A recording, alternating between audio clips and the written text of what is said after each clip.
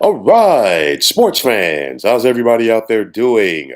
William Martin coming at you one more time here on YouTube with another edition of the 300 Pounds of Sports Knowledge Podcast.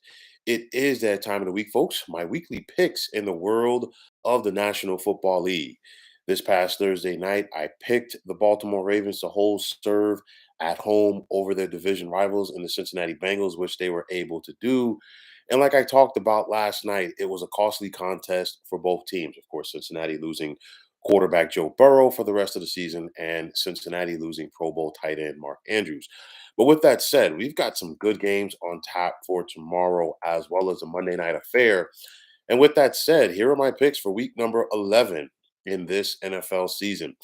Big time battle tomorrow in Cleveland as a pair of 6-3 teams are set to get it on.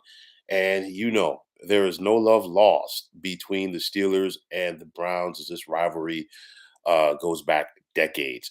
You could look at this one right here. The over under is 32 and a half points. Both teams have had issues, are probably going to have issues on offense for different reasons. Pittsburgh's offense has been a work in progress this season, while, of course, Cleveland, who looked like they were just getting it together with Deshaun Watson, now they've got to go with rookie quarterback Dorian Thompson Robinson. I think that this contest tomorrow is going to be predicated by the defenses.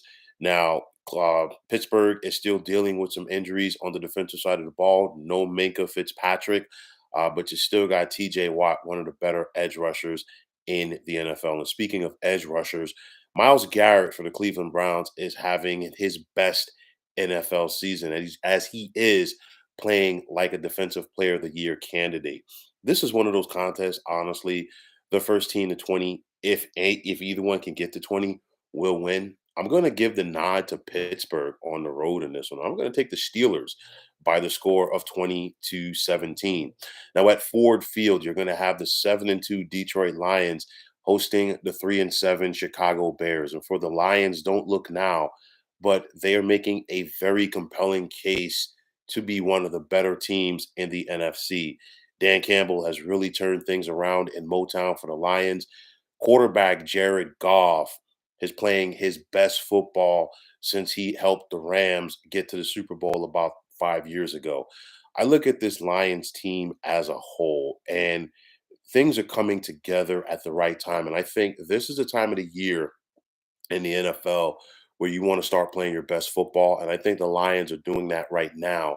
And because of that, I'm going to take Detroit to hold serve at home by the score of 27-17. Now at Lambeau, you're going to have the 3-6 Green Bay Packers hosting the 4-5 Los Angeles Chargers. And for the Chargers, last Sunday was a typical Chargers game. They played good enough to win, but they didn't win. For the Green Bay Packers, it's one of those where they've been playing better as well, but they just have not been able to consistently get to the win column. I think Jordan Love does have a bright future with the Green Bay Packers. It's just about this organization continuing to build around him on both sides of the ball. And then for the Chargers, you look at Justin Herbert. He's working his way through that hand injury, and he's still one of the better quarterbacks in the National Football League. And I think that will show out tomorrow at Lambeau. And because of that, I'm going to take the Chargers by the score of 24-16. Then you're going to have the 6-3 Miami Dolphins, fresh off of their bye, hosting the 5-5 Las Vegas Raiders. So far, so good for interim head coach Antonio Pierce with the Silver and Black as he's 2-0, beat both of the New York area teams, did it at home. But now you got a Raiders team. They've only won one game on the road this season, and they're facing a Dolphins team that is a big time favorite at home by 13 and a half points. How will this Raiders defense be able to slow down the weapons on offense for Miami? And of course, I'm talking about Tyreek Hill and Jalen Waddle. That's going to be the big thing. For this Raiders team as a whole, I think this is a test for them. Going on the road, facing a team like Miami that is fresh off of their bye, I think it's going to be more than the Raiders bargained for. And because of that, I'm going to take Miami at home by the score of 34-20. Now you got the 4-6 Washington Commanders hosting the 2-8 New York Football Giants. And For the Commanders, they have not been good, but the Giants have been worse. And these two teams did meet several weeks ago at MetLife Stadium. It was not a pretty offensive performance, and I don't expect another pretty one tomorrow. Since then, the Giants have lost two quarterbacks, Tyrod Taylor and Daniel Jones, as it's the undrafted rookie Tommy DeVito that they are rolling with. For the Giants, they took it on the chin, as was to be expected last week, courtesy of the Dallas Cowboys, and now they have another NFC East foe right here. Ron Rivera might not want to come out and talk about it publicly, but he's coaching for his job, in my opinion. And I think that the Commanders will answer the bell tomorrow. And I'm going to take Washington at home by the score of 20-13. Now in Charlotte, you're going to have the 1-8 Carolina Panthers hosting the 6-3 Dallas Cowboys. And of course, this is another opportunity for Dallas to fatten up in the win column. We saw that last Sunday when they were a big time favorite at home against the woeful New York Giants. And now you get to face another team that is more than likely going to be picking in the top five of next spring's NFL draft.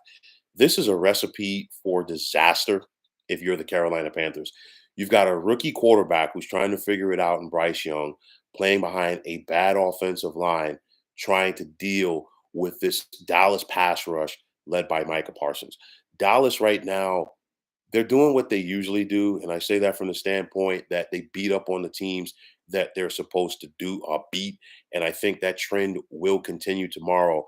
I'm going to take Dallas on the road by the score of 31-17. Now in Jacksonville, you're going to have the 6-3 Jaguars hosting the 3-6 Tennessee Titans. Tennessee has not won a game on the road so far this season, and right now they have to face the class of the division.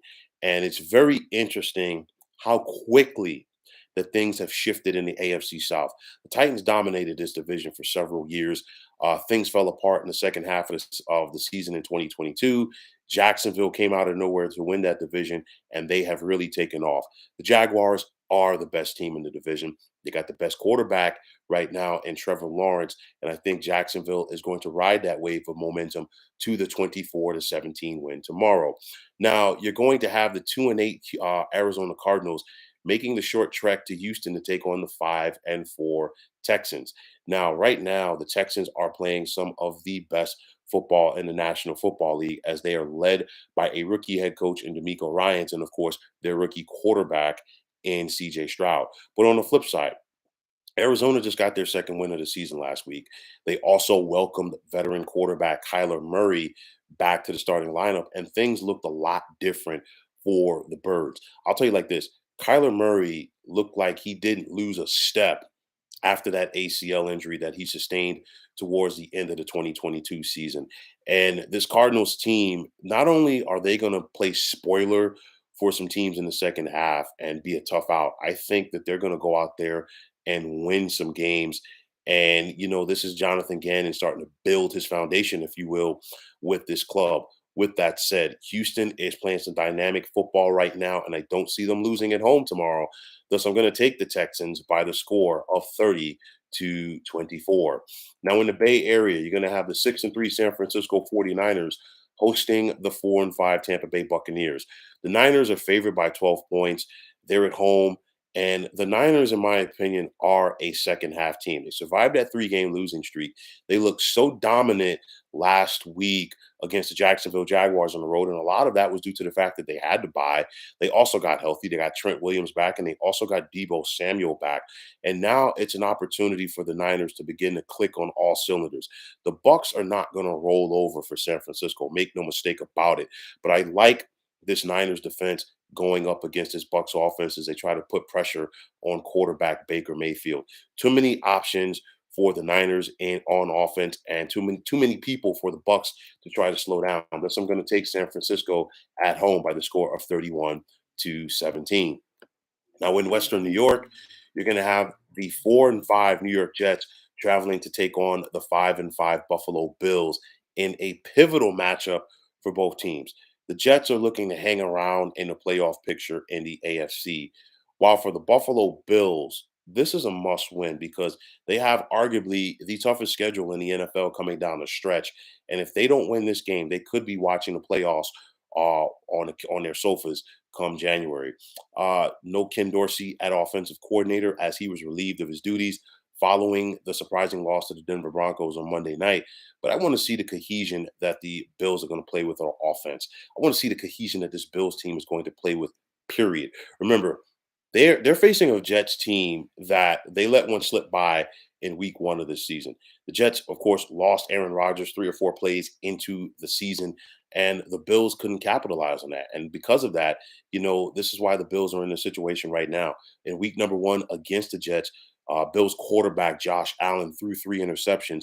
And during Robert Sala's time as the head coach of the Jets, his defense has always given quarterback Josh Allen problems. Buffalo's going to have their problems again with this Jets defense, but the Jets offense isn't that good either. And I think that will be the difference. I'm going to take Buffalo at home by the score of 23-17. Now at SoFi, you're going to have the 3-6 Los Angeles Rams hosting the 6-3 Seattle Seahawks. And the Rams, they're looking to play spoiler, but they've only won one game at SoFi this season. And you look at the Seahawks, they're going to get off the bus tomorrow at SoFi looking to establish their run game with Kenneth Walker and Zach Charbonnet. Defensively for Seattle, they're going to try to go out there and put some pressure on the Rams quarterback. But I'll tell you like this Seattle team, they're sneaky good. This is a Pete Carroll type team. He rebuilt, over the last couple of years. And I think this is going to be a very formidable team coming down the stretch here as they look to make a push for the postseason. And because of that, I'm going to take Seattle tomorrow by the score of 27-19. Now on Sunday night, you're going to have the 4-5 Denver Broncos hosting the 6-4 Minnesota Vikings. And very quietly, I think this could be one of the better games of the weekend. Two teams that started off slow and they're getting it going. The Vikings, they're 2-0 with Josh Dobbs as their starting quarterback. And you look at the Broncos, after that slow start with Russell Wilson and company, the Broncos could get back to 500 right now. And they're really starting to feel themselves. They're believing, they're buying into what Sean Payton is selling. And I think Sean Payton is compromising with his team as well. And this is why we're seeing a better Broncos club. This is going to be a back and forth affair by two improving teams. But I'm going to give Denver the slight edge tomorrow night at home by the score of 20-19. And finally, a big one on Monday Night Football as it's a rematch of Super Bowl 57. And it also possibly could be a preview of Super Bowl 58 as you got the 8-1 Philadelphia Eagles traveling to take on the 7-2 Kansas City Chiefs. And of course, when these teams last met back in February, it was Kansas City that got the best of Philadelphia. And a big reason for that was the fact that as good as this Eagles pass rush was during the season last year, they couldn't sniff Chiefs quarterback Patrick Mahomes, even when he was dealing with that high ankle sprain. For Philly, obviously, they haven't forgotten. Even if they win on Monday night, it's not going to change the fact that they lost the Super Bowl, but it's still important for both clubs. Defensively for Philadelphia, the key is they got to take Travis Kelce away from Patrick Mahomes. Easier said than done. Many have tried it. They still haven't been able to do it, as this is arguably the best quarterback to tight end connection going in the National Football League right now. Philadelphia, they got to establish their run game, and they got to play keep away from Patrick Mahomes. He can't beat you if he's on the sidelines watching. Of course, you got Nick Sirianni as the head coach for Philadelphia, and of course, Andy Reid as the head coach for Kansas City. Two of the better teams in the National Football League, two of the better franchises in the National Football League. Kansas City comes into this contest favored by 2.5. I think this is going to be a tight affair throughout. And at the end of the day, I think it's going to come down to the quarterbacks. Jalen Hurts for Philadelphia and Patrick Mahomes, of course, for Kansas City. But I'm going to give the slight edge, and I'm going to roll with the upset. I'm going to take Philadelphia on the road by the score of 27-24. So, folks, those are my picks for week number 11 in this NFL season. And as always, I want to take this time out to thank you for tuning into the 300 Pounds of Sports Knowledge podcast here on YouTube. I want to take this time out to thank all of you fine folks out there for tuning in. And if you have not already, please feel free to subscribe to this channel. Now, if you're on the X, formerly known as Twitter, please feel free to follow me at 300 Pounds of Sports. And like I always say, if you follow me, it'll be my pleasure to follow you right back. There's also the sports discussion group on Facebook at the Sports Depot 365. Now you can check it out, drop a line, and be a part of one of the better sports debating sites going on social media.